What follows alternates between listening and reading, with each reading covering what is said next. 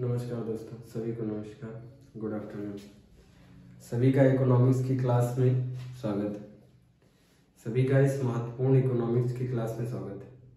इससे पहले वाली क्लास में इकोनॉमिक्स में CRR बता दिया था, नगद आरक्षी अनुपात। नगद आरक्षी अनुपात क्या होता है, इससे पहले वाली क्लास में बता दिया था। इससे पहली क्लास जो चल रही थी उसमें RRR कई सारे टर्म्स बता दिए थे क्वांटिटेटिव मेथड के। फिर आज क्वांटिटेटिव मेथड में ही SLR, क्वांटिटेटिव मेथड में ही OMO, लास्ट रहेगा OMO। उसके बाद स्टार्ट करेंगे क्वालिटेटिव मेथड। इस पूरे टॉपिक का मेन मतलब था कैसे महंगाई को कम किया जाए और कैसे मंदी को कम किया जाए। महंगाई को कम करने के लिए हमें मार्केट से पैसा कम करना होगा। महंगाई को कम करने के लिए मार्केट से पैसा कम करना होगा। पैसा कैसे कम होगा बताया? RR के माध्यम से, RRR के माध्यम से, CRR के माध्यम से। CRR कल बताया था, इससे पहले वाली क्लास में CRR नगद आरक्षी अनुपात। सिंपल है, जिसको ना समझ में आए फिर से देख लें। नगद आरक्षी अनुपात। नगद आरक्षी अनुपात में क्या होता है?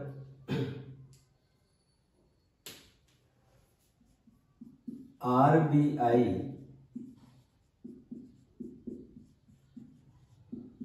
व्यापारिक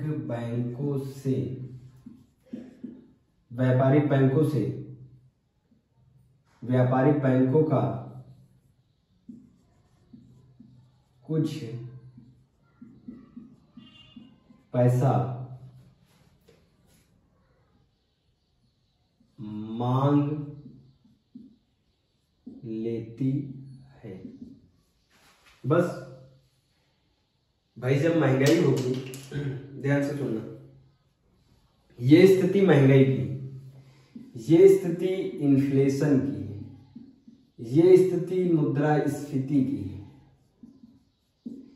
ये स्थिति मुद्रास्फीति की है। जब मुद्रास्फीति मार्केट में तरलता ज्यादा होगी, मुद्रास्फीति ज्यादा होगी, महंगाई ज्यादा होगी मार्केट में। जब मार्केट में महंगाई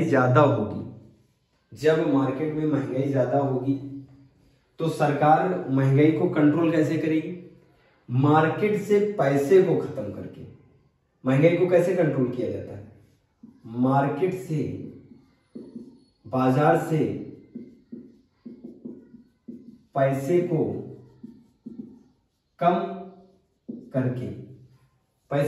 करके, बाजार में पैसा कौन लाता है? हम लोग लाते हैं। कहां से लाते हैं? बाजार में पैसा कौन लाता है? हम लोग लाते हैं। कहां से लाते हैं? व्यापारिक बैंक से। व्यापारिक बैंक से पैसा लाते हैं। किस पे? लोन पे। व्यापारिक बैंक किससे लाती है? RBI से। जहां से पैसा आ रहा है एकदम शुरुआत से, अगर वहीं से पैसा रोक दिया जाए तो क्या बाजार में उतना पैसा आ पाएगा? नहीं आ पाएगा। बाजार में उतना पैसा नहीं आ पाएगा। कीमतों में कमी आएगी, तरलता कम होगी, महंगाई कम हो जाएगी। सीधी सिंपल सी बात है।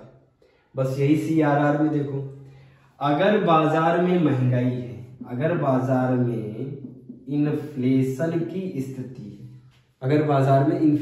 स्थिति है, फिर हमने देखा RR ऐसे करके देखा, लेकिन उसमें ही एक CRR भी है। ये भी बहुत महत्वपूर्ण है, कई सारे एग्जाम में सीधे सीधे पूछा जाता है। CRR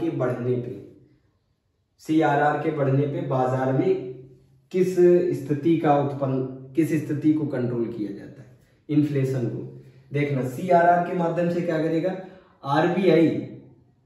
आरबीआई व्यापारिक बैंकों से कुछ परसेंटेज पे पैसा मांग लेगा। उल्टा आरबीआई व्यापारिक बैंकों से पैसा मांग लेगा 4% से लेके 15% तक। जिस हिसाब से बाजार में महंगाई होगी उस हिसाब से ये व्यापारिक बैंकों से पैसा खींच लेगा। जब व्यापारिक बैंकों से पैसा ले लेगा तब व्यापारिक बैंकों के पास कम पैसा बचेगा। कम पैसे में वो अपनी बैंक चलाएगा या किसी को लोन देगा। जब उसके पास कम पैसा बचता है तो ज्यादा इंटरेस्ट पे लोन देता है। यहाँ पे अगर इसके पास ज्यादा पैसा है, ज्यादा पैसा होगा तो पैसे से पैसा कमाएगा, बैंक पैसे से पैसा कमाता है। जब इसके पास ज्यादा पैसा होगा तो ये 4% पे भी लोन दे देगा। लेकिन इसका पैसा किसने घसीट लिया? आरबीआई ने मांग लिया, देना पड़ेगा। आरबीआई ने अगर मांगा तो इसको देना पड़ेगा। इसने दे दिया, मान लो 5% पैसा इसने दे दिया। अब इसके पास पैसा ज्यादा होगा कम होगा? 5% तो पैसा चला गया इसका। 5% जब चला जाएगा तो इसके पास पैसा कम हो जाएगा। जब कम हो जाएगा तो ये इंटरेस्ट रेट लोगों पे ज्यादा लगाएगा। ज्यादा इंटरेस्ट रेट पे लोन देगा या फिर लोन नहीं देगा। ज्यादा इंटरेस्ट रेट पे लोन देगा या फिर लोन ही नहीं देगा तो मार्केट में पैसा ही नहीं जाएगा। जब पैसा नहीं जाएगा तो लोगों के पास जब पैसा नहीं होगा तो डिमांड नहीं करेंगे। जब वो डिमांड नहीं करेंगे तो उस वस्तु की वैल्यू घट जाएगी। वस्तु की वैल्यू घट जाएगी तो बाजार में क्या आने लगेगी? मुद्रास्फीति पे नियंत्रण होने लगेगा। धीरे धीरे मंदी आने लगेगी। अगर मंदी की कंडीशन हो गई, मान लो मंदी हो गई, यही बाजार में इन्फ्लेशन कंट्रोल करने के चक्कर में हो गई मंदी, हो गई मंदी को क्या कहते हैं? मुद्रा संकुचन। मान लो मंदी हो गई मार्केट में, अब क्या करेगा आरबीआई? तब आरबीआई जो सीआरआर 5% ले रहा है ये घटा देगा और घटा के कर देगा 2%। जो सीआरआर 5% जा रहा है वो घटा के 2% कर देगा। कौन? आरबीआई। जब कम पैसा लेगा तो इसके पास पैसा बना रहेगा। इसके पास पैसा बना रहेगा। किसके पास? व्यापारिक बैंक के पास पैसा बना रहेगा। तब ये लोगों को ज्यादा से ज्यादा लोन देगा। ज्यादा लोन देगा, मार्केट में पैसा आएगा और मुद्रा संकुचन की स्थिति में कंट्रोल हो जाएगा। मुद्रा संकुचन की स्थिति में कंट्रोल हो जाएगा। सीआरआर समझ में आ रहा है? सीआरआर मतलब है नगद आरक्षी अनुपात। नगद रूप में, ऐसे नगद रूप में लोगों से लेते नहीं हो, नगद रूप में पैसा चाहिए भाई, 10 रुपए नगद चाहिए। उसी प्रकार आरबीआई, एसबीआई, जितनी भी व्यापारिक बैंक है इनसे नगद लेता है। नगद पैसा नहीं लेता, सीधे सीधे पैसा ले लेता है आरबीआई। नगद आरक्षी अनुपात, नगद रूप में आरक्षित कर लेता है, रख लेता है। उसके शब्द से ही पता चल रहा है कि नगद रूप में पैसा लेके रख लेता है। कौन? आरबीआई। जब किसी से कोई पैसा ले लेगा तो उसके पास पैसा कम बचेगा। जब जिसके पास पैसा कम बचेगा तो वो खुद क्या खाएगा और दूसरे को क्या देगा? भाई जब व्यापारिक बैंकों के पास पैसा कम बचेगा तो हम लोगों को क्या पैसा देगा? जब हम लोगों को लोन मिलेगा नहीं, पैसा मिलेगा नहीं तो हम चीजें खरीदेंगे नहीं और धीरे धीरे मुद्रास्फीति में कंट्रोल होता जाएगा। यहां तक सबको समझ में आया सीआरआर? अब देखो सीआरआर सबका क्लियर? सीआरआर इंपॉर्टेंट है, रेपो रेट की तरह है, रिवर्स रेपो रेट की तरह। बस रिवर्स रेपो रेट में हमने देखा है कंडीशन एसएलआर क्या होता है देख लेते हैं।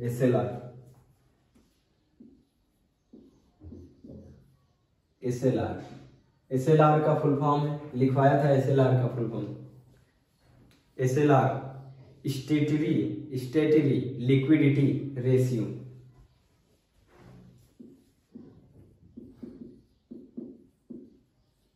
स्टेटरी liquidity ratio, स्टेटरी liquidity ratio Hindi में कहते हैं सांविधिक तरलता अनुपात, सांविधिक तरलता अनुपात।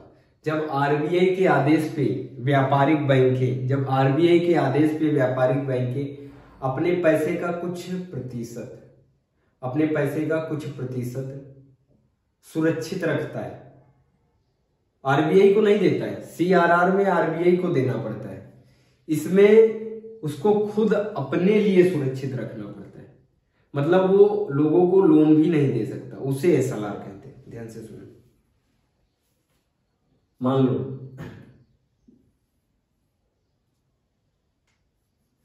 एसएलआर, ध्यान से समझना, स्टेटरी लिक्विडिटी रेशियो,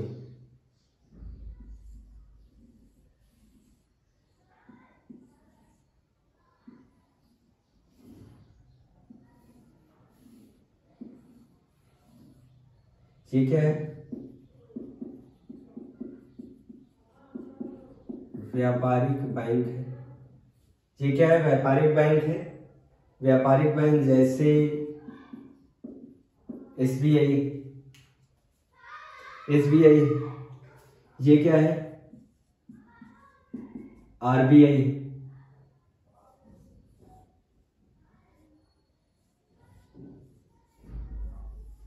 ये आरबीआई बैंक है, ये आरबीआई बैंक है। जब आरबीआई के आदेश पे, आदेश समझते हो, जब आरबीआई बोले किससे? व्यापारिक बैंक से, जब आरबीआई के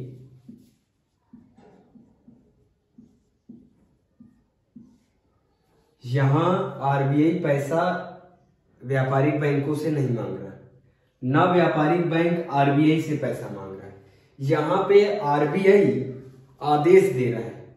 आरबीआई बैंकों का बैंक होता है, बैंकों का बैंक कहा जाता है। इसी के आदेश पे सभी जितनी भी कॉमर्शियल बैंक है, जितनी भी कॉमर्शियल बैंक हैं, इसी के आदेश पे, इसी के आर्टिकल्स पे चलती हैं। जितना आरबीआई कहती है उतना ही कॉमर्शियल बैंक करती है। ये भी क्या है? कॉमर्शियल बैंक है, स्टेट बैंक। अभी आरबीआई ने आदेश दिया एसबीआई को, एसबीआई के पास मान लो, एसबीआई के पास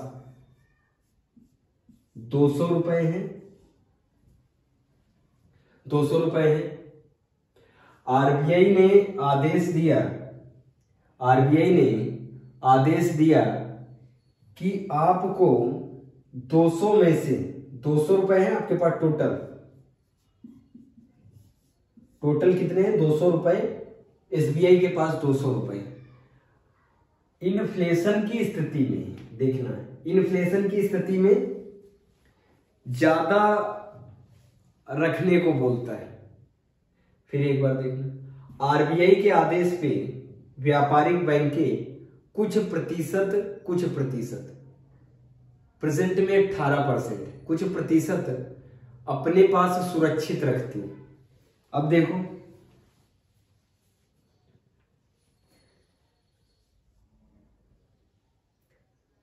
₹200 इसके पास टोटल है, 200 रुपए व्यापारिक बैंक के पास टोटल रुपए है।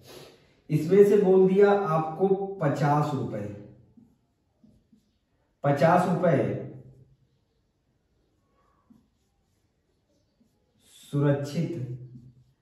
सुरक्षित अपने पास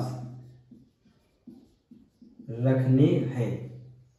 50 रुपए, 200 रुपए टोटल अमाउंट में से 50 रुपए अपने पास ही रखने, अपनी बैंक में रखने, किसी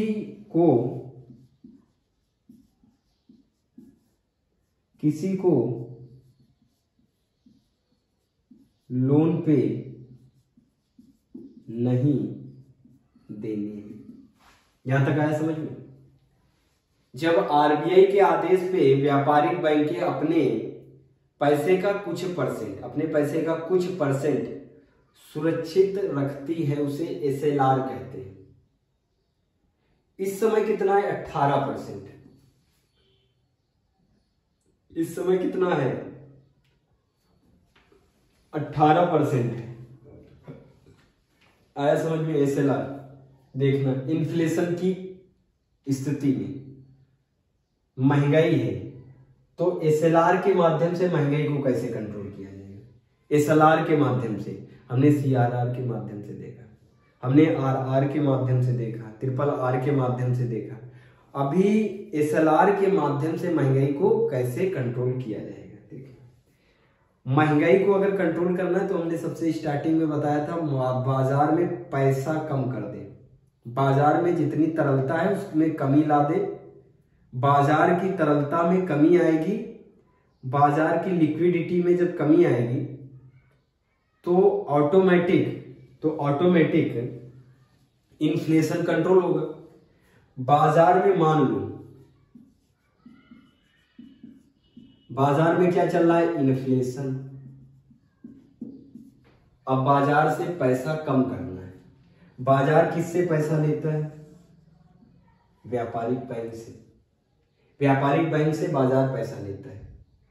व्यापारिक बैंक से जब बाजार पैसा लेता है, मान लो 200 रुपए में से 50 रुपए जो सुरक्षित करने को बोले हैं, ये 50 रुपए तो व्यापारिक बैंक बाजार को देगा नहीं। आरबीआई ने आदेश दिया ना कि 50 रुपए आपको किसी को लोन नहीं देने, बाजार से फिर कोई भी बंदा आए किसी को लोन नहीं देना है। 200 में से 50 रुपए लोन नहीं देना है। 150 रुपए आप अपने मुताबिक मैनेज करें। 150 रुपए आप अपने मुताबिक मैनेज करें। 150 रुपए में ये लोन दे सकता है, 150 रुपए में लोन दे सकता है। लेकिन अगर 150 रुपए में भी लोन दे रहा है तो हमने देखा मार्केट में क्या आ रहा है, इन्फ्लेशन। मार्केट में क्या आ रहा है, मुद्रास्फीति। तब आदेश क्या करेगा, तब आरबीआई आदेश क्या करेगा, अपने पास 100 रुपए सुरक्षित रखो। अब इसके पास कितने बचे, 100 रुपए बचे। अब ये 100 रुपए में ही सिर्फ बाजार में लोन देगा, 100 रुपए में ही बाजार में लोन देगा तो कम लोन देगा, ज्यादा इंटरेस्ट पे देगा तो लोग इससे लोन लेंगे नहीं। लोन किससे लोन नहीं लेंगे, लोग व्यापारिक बैंक से लोग लोन नहीं लेंगे, क्योंकि अब इसके पास 100 रुपए बचे। 100 रुपए में लिमिटेड लोगों को लोन दे सकता है, ज्यादा इंटरेस्ट पे लोन देगा। जिसकी ज्यादा पहुंच होगी, पकड़ होगी, उसी को लोन मिलेगा। ज्यादा इंटरेस्ट पे मिलेगा तो क्यों इंसान इतनी पकड़ और पहुंच ले जाके लोन लेगा, और वो भी ज्यादा इंटरेस्ट पे, तो समय का इंतजार करेगा, लोन ही नहीं लेगा। अगर तब भी इन्फ्लेशन दिखा तो फिर और भी कटौती कर देगा। ये क्या कहेगा, 120 रुपए सुरक्षित रखो, 120 रुपए अपने पास रखो, लोन नहीं लेना, अपने पास रखना, अपने पास होल्ड करके 120 रुपए होल्ड करके रखो। कौन कहेगा, आरबीआई। इस तरीके से इन्फ्लेशन पे नियंत्रण होगा। इस प्रकार से इन्फ्लेशन पे नियंत्रण होगा, किसके माध्यम से, आरबीआई के आदेश के माध्यम से।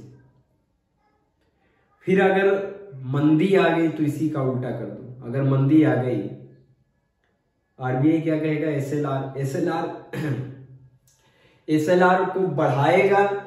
एसएलआर को जब बढ़ाएगा आरबीआई, एसएलआर को, स्टेटरी लिक्विडिटी रेशियो को जब इंक्रीज करेगा तो बाजार में इन्फ्लेशन डिक्रीज होगा। जब वो इंक्रीज करेगा मतलब ज्यादा रुपए जब रखने को बोलेगा, अपने पास सुरक्षित रखने को जब ज्यादा रुपए बोलेगा तब इन्फ्लेशन कंट्रोल होगा। जब ज्यादा रुपए रखने को बोलेगा तो वही बात आ गई, जब आरबीआई एसएलआर को इंक्रीज करेगा, एसएलआर को इंक्रीज करेगा तो इन्फ्लेशन घटेगा, महंगाई घटेगी। जब आरबीआई एसएलआर को घटाएगा, जब एसएलआर को घटाएगा तो जब एसएलआर को घटाएगा तो इन्फ्लेशन आएगा, या फिर मुद्रा संकुचन की स्थिति में परिवर्तन आएगा। ध्यान से समझना। मान लो कि अभी तो हम देख रहे हैं स्थिति इन्फ्लेशन की, अभी ये इन्फ्लेशन की स्थिति को डिफ्लेशन कर दो। डिफ्लेशन, डिफ्लेशन मतलब क्या होता है? मुद्रा संकुचन। मुद्रा संकुचन मतलब मंदी।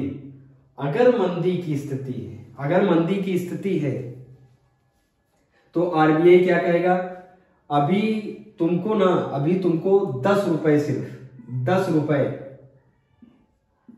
10 रुपए सुरक्षित रखने। कहां? अपने पास। सिर्फ 10 रुपए सुरक्षित रखने। 200 में से 10 रुपए। अभी इसके पास कितने बच गए? 190 रुपए। खूब रुपए हैं अभी व्यापारिक बैंक के पास, खूब रुपए है। 10 ही रुपए सिर्फ अपने पास रखने, 190 इसको मिल गए खर्च करने को। तो ये खर्च क्या करेगा? लोगों को पैसे देगा, लोगों से ही कमाएगा, लोगों को 10% पे, 5% पे, 6% पे लोन बांटेगा, ज्यादा से ज्यादा लोन बांटेगा। जब ज्यादा से ज्यादा लोन बांटेगा, लोन ज्यादा देगा, 190 बचा तो ज्यादा लोन देगा, ज्यादा लोन देगा लोगों को। जब ज्यादा लोन देगा लोगों को तो बाजार में क्या आएगा? ज्यादा पैसा। बाजार में ज्यादा पैसा आएगा, बाजार में ज्यादा पैसा आएगा। जब ज्यादा लोन देगा तो बाजार में ज्यादा पैसा आएगा। जब ज्यादा पैसा आएगा तो लोग डिमांड करेंगे, लोग डिमांड करेंगे, विभिन्न प्रकार की चीजें बड़ी स्पीड में खरीदने लगेंगे, जिससे चीजों की औकात बढ़ जाएगी, जिससे चीजों की औकात बढ़ जाएगी और उसके प्राइस में इंक्रीमेंट होगा, प्राइस इंक्रीज होगा और धीमे धीमे क्या होगा? मुद्रा संकुचन की स्थिति से धीरे धीरे स्टेबिलिटी की तरफ जाने लगेगा। बस जैसे स्टेबिलिटी की तरफ पहुंचेगा, बस उतने पे ही आरबीआई रोक देगा।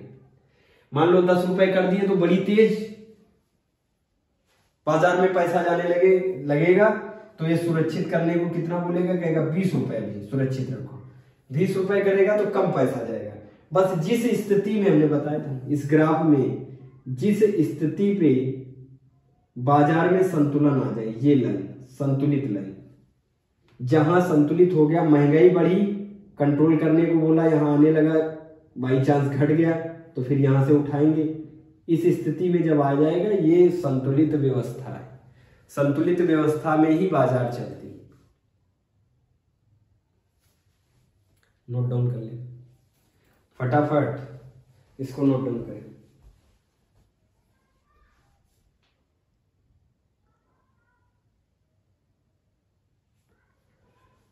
एसएलआर सबको समझ में है? एसएलआर लिखवा दे। जब आरबीआई के आदेश पे व्यापारिक बैंकें अपने पैसे को, जब आरबीआई के आदेश पे व्यापारिक बैंकें, अभी तो सब समझा दिया, लिखवाने की जरूरत नहीं, फिलहाल बोले दे रहे हैं, जिसको लिखना है लिख सकते हैं। जब आरबीआई के आदेश पे व्यापारिक बैंकें अपने पैसे को सुरक्षित, अपने पैसे के कुछ परसेंट को अपने पास, अपने ही पास सुरक्षित रखती हैं, उसे एसएलआर बोलते हैं। इस माध्यम से आरबीआई इन्फ्लेशन और डिफ्लेशन दोनों को कंट्रोल करता है। जब एसएलआर को बढ़ाएगा, जब एसएलआर को बढ़ाएगा कि ज्यादा अपने पास पैसा होल्ड करके रखना है, तब बाजार में कम पैसा जाएगा, कम पैसा जाएगा, तरलता घटेगी, तरलता घटेगी, कीमतों में कमी आएगी, मुद्रास्फीति पे नियंत्रण होगा। That's it. अगर स्थिति मुद्रा संकुचन की बन रही तो ये कहेगा कम पैसा होल्ड करो, मतलब 10-20 रुपए होल्ड कर लो भाई 200 में से, और सभी क्या करो? बाजार में अपने हिसाब से छोड़ दो। बाजार में ज्यादा पैसा जाएगा, लोगों के पास ज्यादा पैसा जाएगा, लोग डिमांड करेंगे, चीजों की औकात बढ़ेगी तो प्राइस बढ़ेगा, प्राइस बढ़ेगा तो धीमे धीमे इस स्थिति से इस स्थिति में जाने लगेगा। ये स्थिति संतुलित है और ये असंतुलित है, ये भी असंतुलित है। अभी हेडिंग डालू, अभी देखो, OMO, open market operation, open market operation.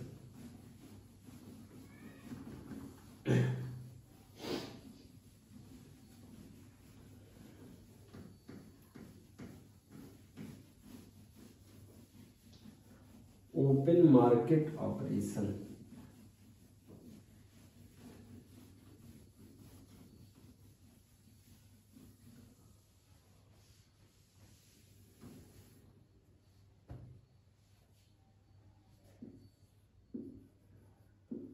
OMO, open market operation. Open market operation, खुली बाजार की प्रक्रिया। हिंदी में भी लिख लो।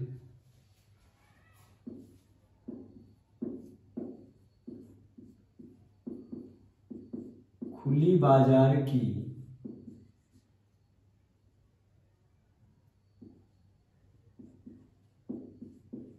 प्रक्रिया,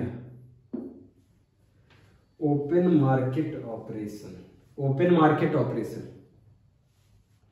जब आरबीआई प्रतिभूतियों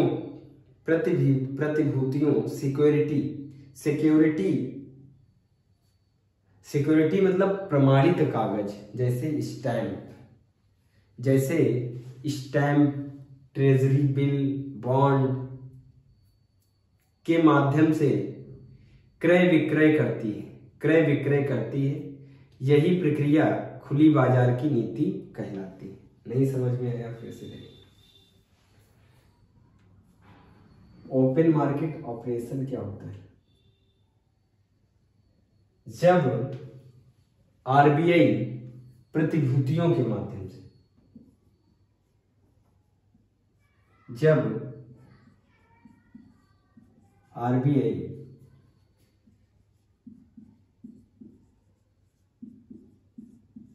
प्रतिभूतियों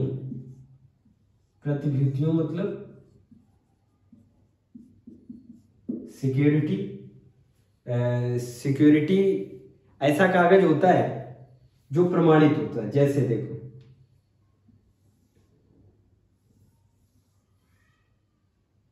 ये एक सादा कागज है, सबके पास सादे कागज होते हैं भाई, सबने सादे कागज देखे अपनी कॉपी वगैरह में। उस कागज की अहमियत क्या 1 लाख रुपए होती?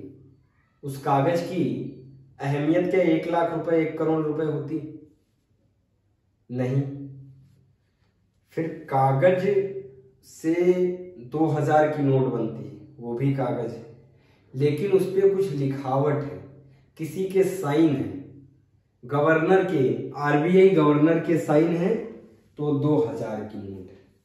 आरबीआई गवर्नर के साइन है तो 2000 की नोट है। देखो ये कागज है, हमें बताया ना कागज। अब ये कागज, एक सिंपल कागज सिक्योरिटी कैसे बनेगा, प्रतिभूति कैसे बनेगा? देखो यहां पे लिख दिया भारत सरकार,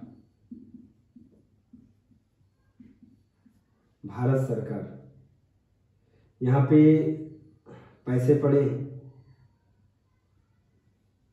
2 3 4 5, 1 लाख रुपए। यहां पे साइन है आरबीआई गवर्नर के, ये मान लो साइन है। इससे पहले सिंपल कागज था, अभी इस पे भारत सरकार लिखा, 1 लाख रुपए लिखा हुआ है, और यहां पे एक मोहर बनी है, यहां पे एक मोहर बनी है। अब इस कागज की वैल्यू क्या है? वैल्यू कितने की है? 1 लाख की। इस कागज की वैल्यू कितने की? 1 लाख रुपए की। अब ये कागज क्या बन गया? अब ये कागज बन गया सिक्योरिटी। यही तो कह रहे, जब आरबीआई प्रतिभूतियों, सिक्योरिटी, प्रमाणित कागज का, ये एक कागज का टुकड़ा है, प्रमाणित कागज के टुकड़े के माध्यम से, प्रमाणित कागज के टुकड़े के माध्यम से क्रय विक्रय, बेचता और खरीदता है, क्रय विक्रय करती है। यही प्रक्रिया खुली बाजार की नीति कहलाती है। क्रय विक्रय कैसे करेगी? अब ये कागज, आपके पास पैसा है, मान लो मेरे पास रुपए है, मेरे पास बहुत पैसा है, मान लो 5 करोड़ रुपए है, 5 करोड़ रुपए।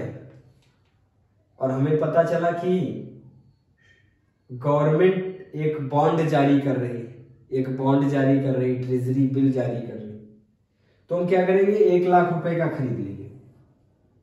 1 लाख रुपए का हम ये कागज खरीद लिए। 1 लाख रुपए का हम कागज खरीद लिए। अब हमारे पास पैसा कम पड़ा नहीं पड़ा, कुछ पैसा कम पड़ा, कुछ पैसा कम पड़ा, कुछ पैसा कम पड़ा कि नहीं पड़ा। इसी प्रकार हमारी ही तरह 1 लाख लोग क्या खरीदते हैं, यही कागज का टुकड़ा खरीदते हैं। तो ये 1 लाख लोग कागज का टुकड़ा खरीदते हैं, तो बताओ 1 लाख लोगों के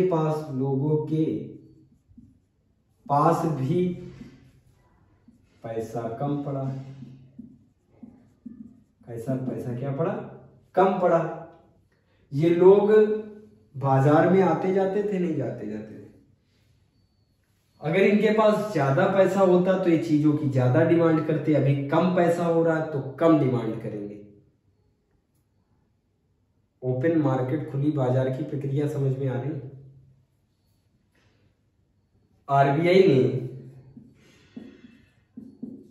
आरबीआई ने जारी कर दिया।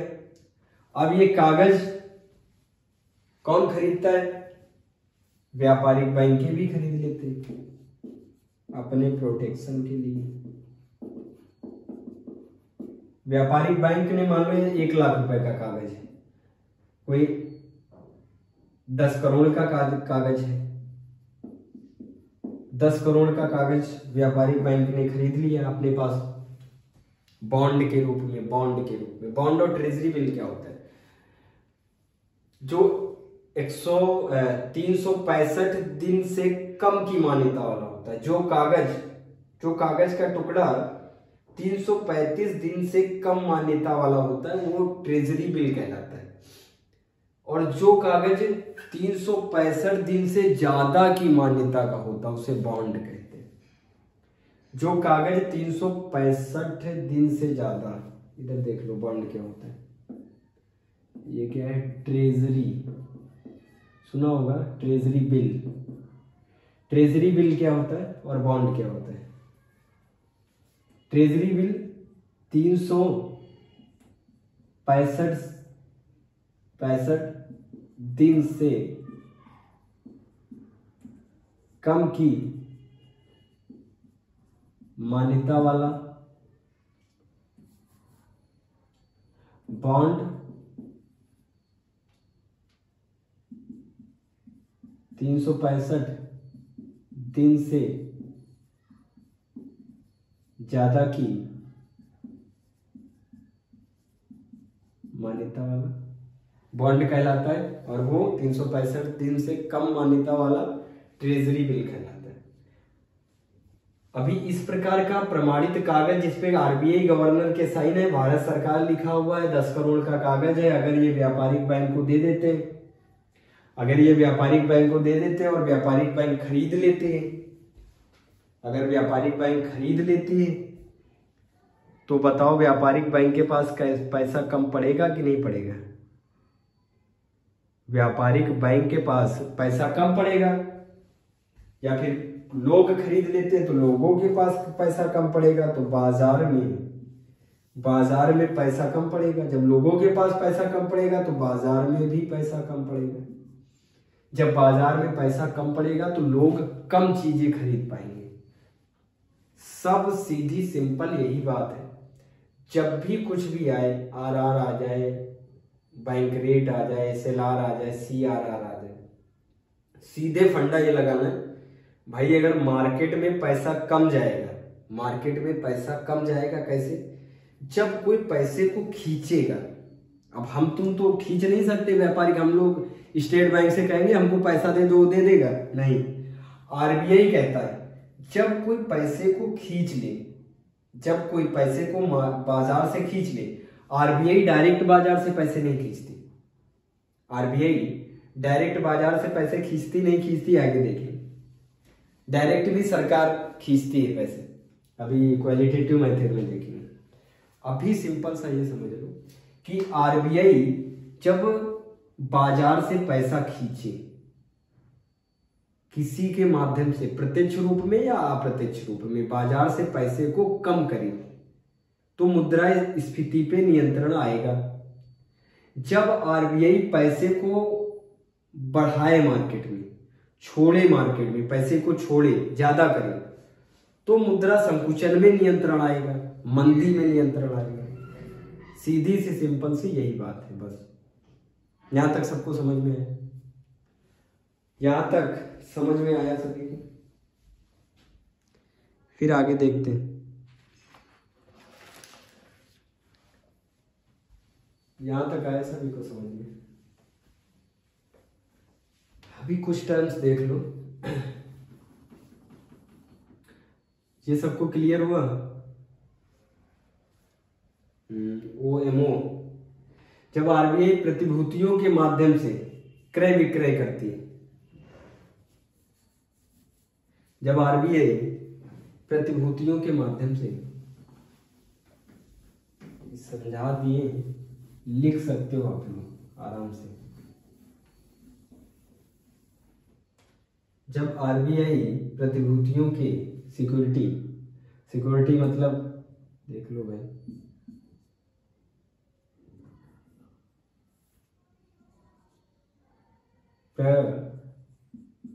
प्रमाणित कागज के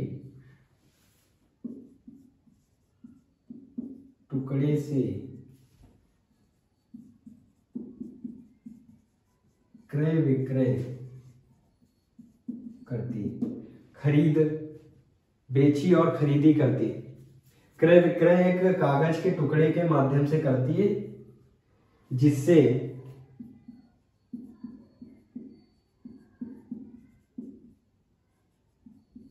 जिससे बाजार में मुद्रास्फीति समझ में आ रहा है ना? अगर वो कागज के टुकड़े को ज्यादा रेट में बेच देगी, अगर वो कागज के टुकड़े को ज्यादा रेट में बेच देगी, कौन? आरबीआई ज्यादा रेट में कागज के टुकड़े को बेचेगी। अगर आरबीआई ज्यादा रेट में कागज के टुकड़े को बेचेगी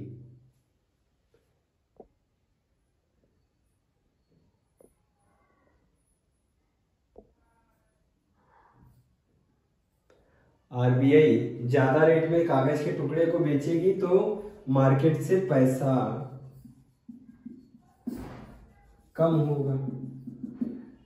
जब मार्केट में इन्फ्लेशन होता है, मार्केट में ज्यादा पैसा होता है, तभी आरबीआई ऐसी प्रतिभूतियों की सेलिंग करता है, ऐसी प्रतिभूतियों को बेचता है ताकि मार्केट से पैसा कम पड़े और इन्फ्लेशन पे कंट्रोल हो, मुद्रास्फीति पे कंट्रोल हो। इसी स्थिति में आरबीआई सेल करता है।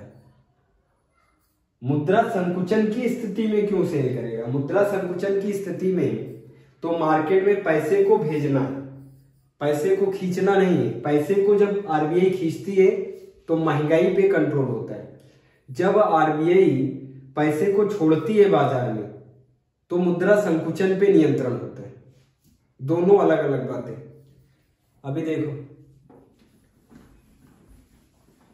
कुछ टर्म्स हैं which is very important for your exam.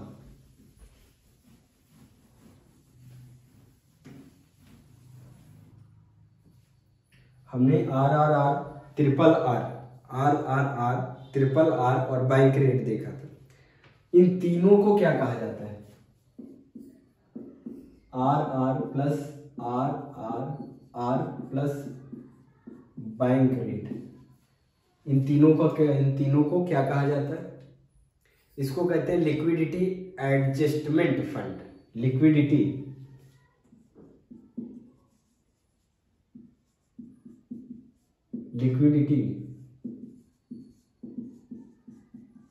Adjustment fund, short में कहते हैं LAF।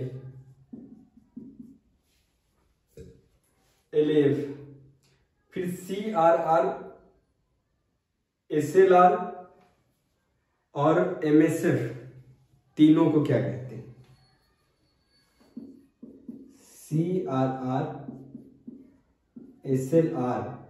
SLR और क्या होता है? MSF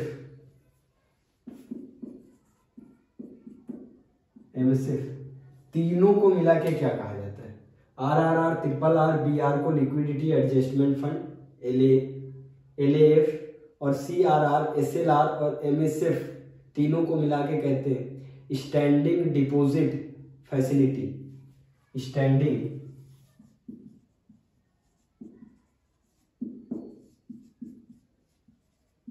deposit facility.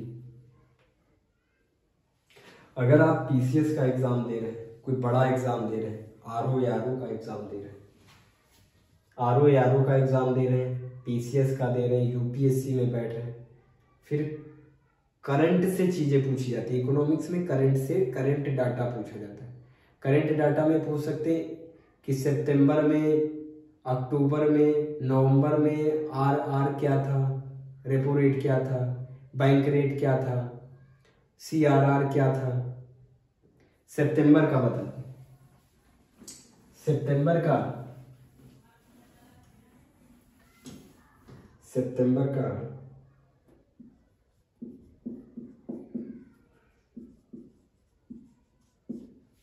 का बता रहे। सितंबर में RR था 5.90%। RR था 5.90%। सितंबर मंथ का है। एक दो मंथ पीछे का ही पूछते। मान लो आपका एग्जाम है नवंबर में, तो चीजें पूछेंगे सितंबर की।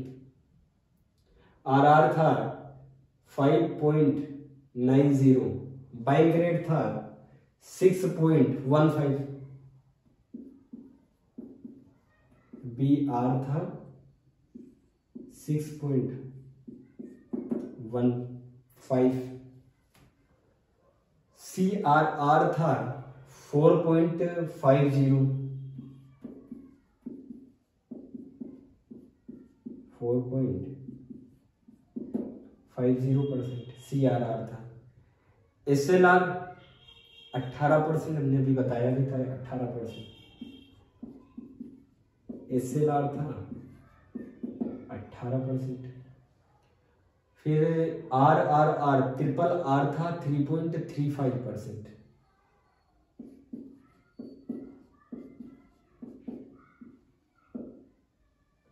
3.35% सितंबर मंथ में, सितंबर मंथ का डाटा है। MSF था 6.15,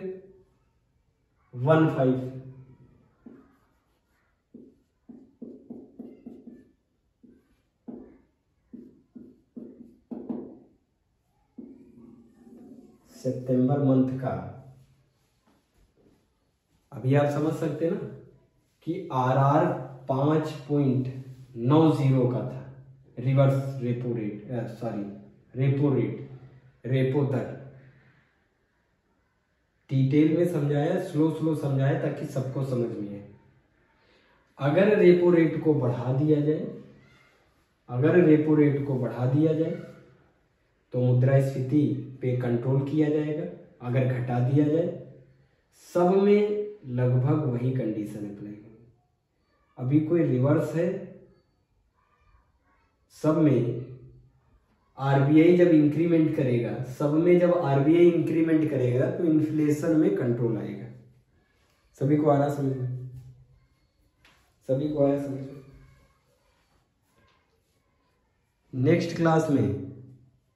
नेक्स्ट क्लास में देखेंगे क्वालिटेटिव मेथड। अभी क्या हो गए? क्वांटिटेटिव मेथड हो गए, क्वांटिटेटिव मेथड हो गए।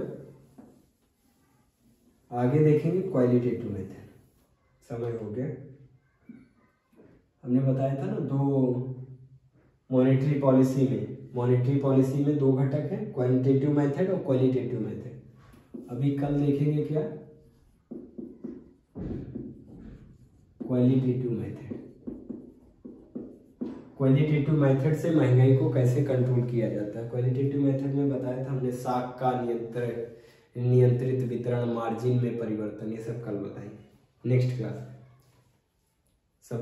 सभी को समझ में आया? जिसको ना समझ में आया हो वो कमेंट बॉक्स में बताए कि यहाँ पे ये दिक्कत थी, नहीं समझ में है। सभी जिसको नहीं समझ में है। ठीक है, सबको नमस्कार।